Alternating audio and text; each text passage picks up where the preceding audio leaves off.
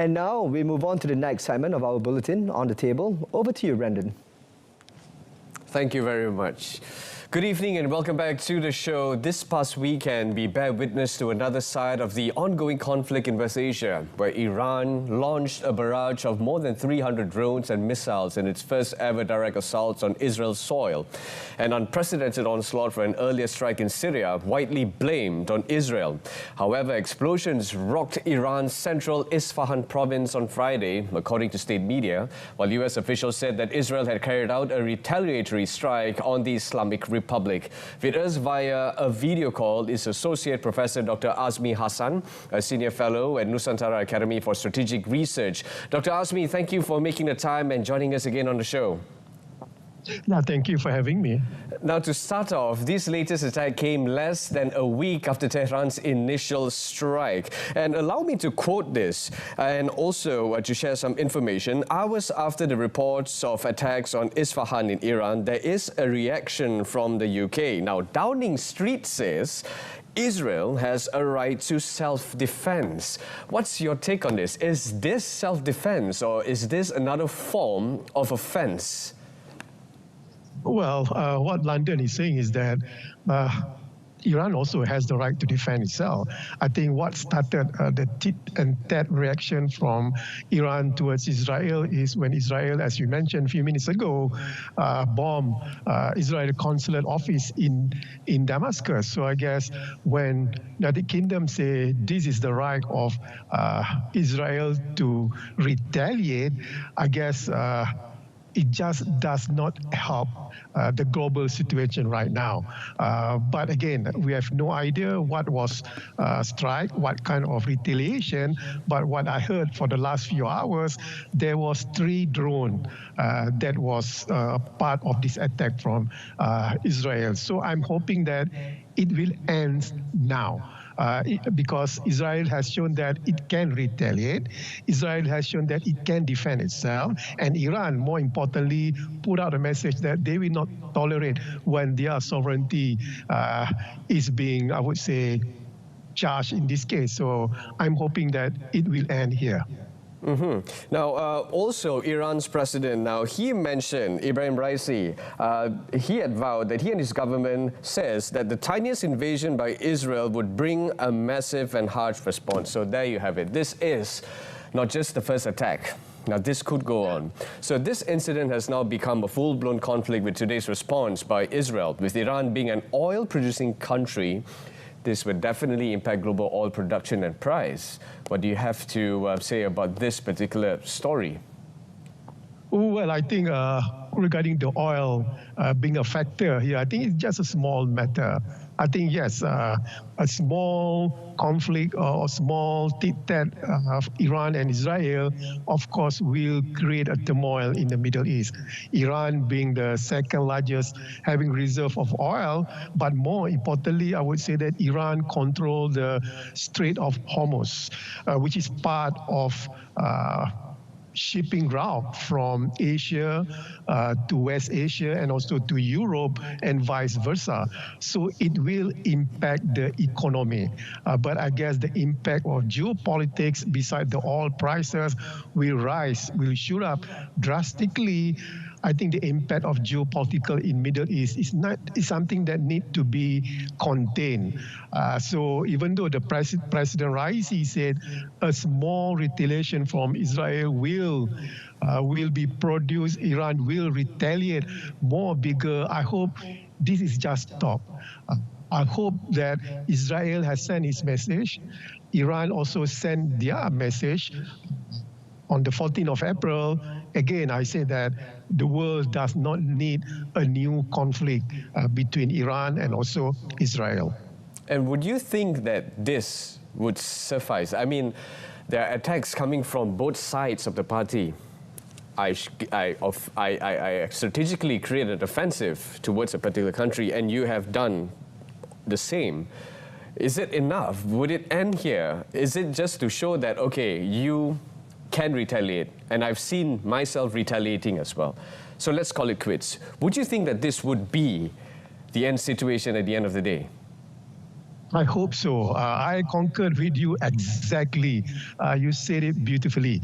I think Iran has transpired its message and Israel retaliate how measured it is, how small it is. I think the message was there. So I'm hoping that these two countries with I would say possess nuclear weapons. Uh, in this case, I think understood the world has understood the world has seen what Iran can do, capable of doing, and Israel also demonstrated that they can do the same. So what's the point of going on? I think last few days there was opinion within the Israel citizen, 51% of them said no more retaliation towards Iran. I think that's enough, they said. Solve the problem of Gaza, the 130 plus hostages. I think that's the most important thing. I think what was transpired during from the Israel citizen itself, I think it reflects the world itself, the international community. They don't want to see a direct conflict between Iran and also Israel. Nobody will benefit from this particular conflict. Exactly. That innocent lives will be lost at the end of this whole situation altogether.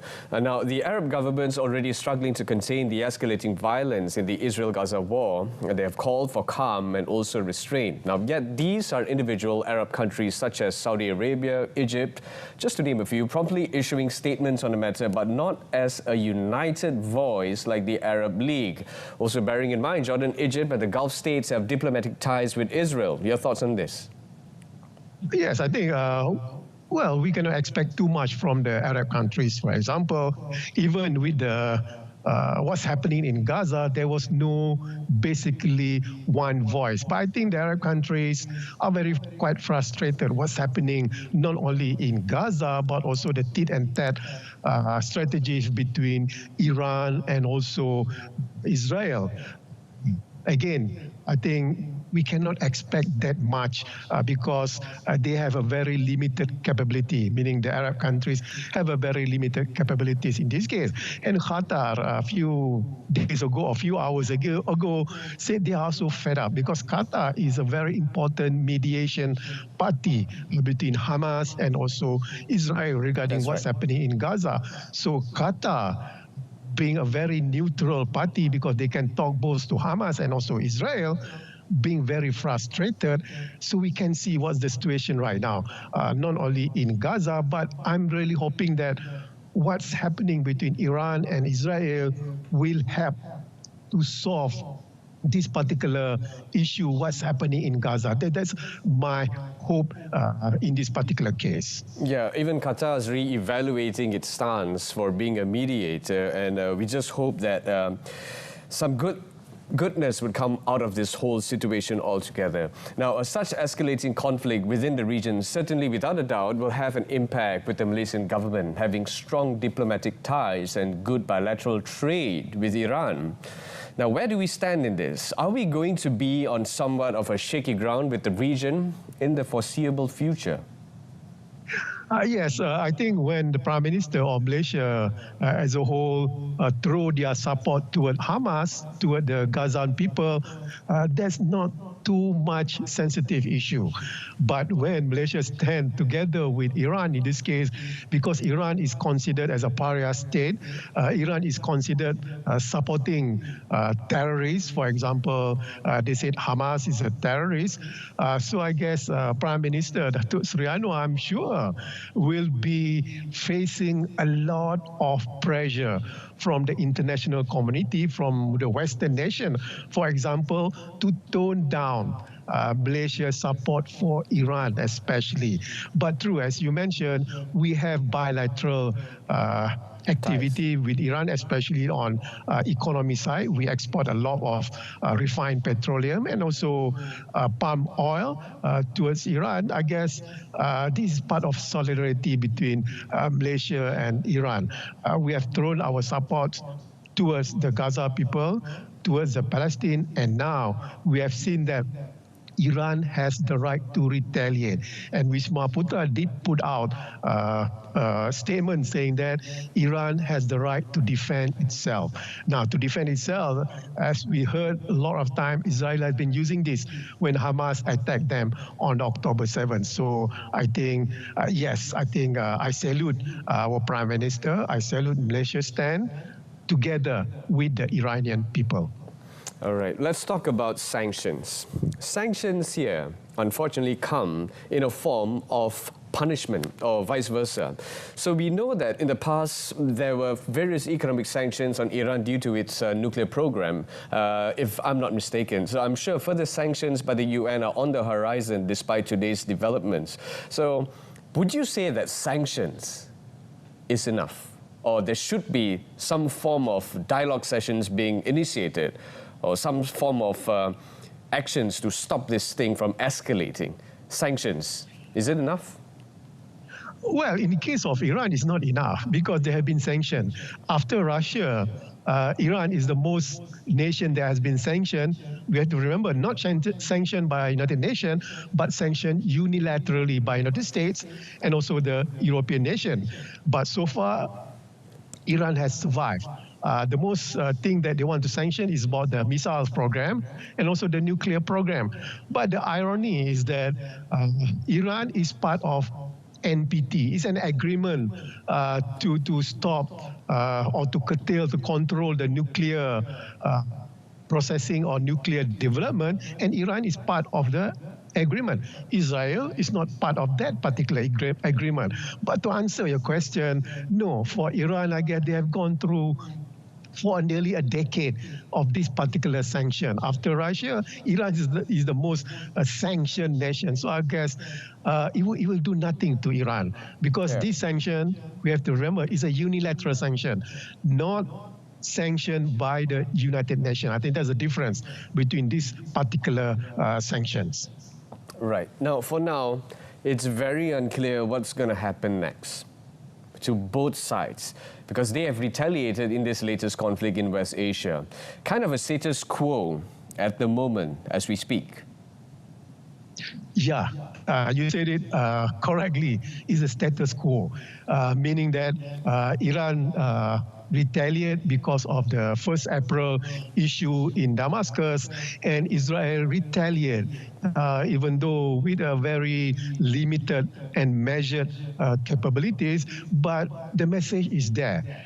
Iran can and will retaliate, and Israel behind them, United States, for example, can and capable of retaliation. I think the status quo is there. I think you said it correctly, meaning that the dignity or the sovereignty of both nations is being kept intact in this case. So I guess why not keep the status quo? Everybody understand Iran capability. Everybody understood Israel capability, so keep it that way. Both Iran and also Israel know that they cannot have a direct conflict at this particular juncture. All right. Dr. Rasmi, thank you very much for your time. Thank you so much for all your takes. Thank you so much for your point of views. We truly appreciate whatever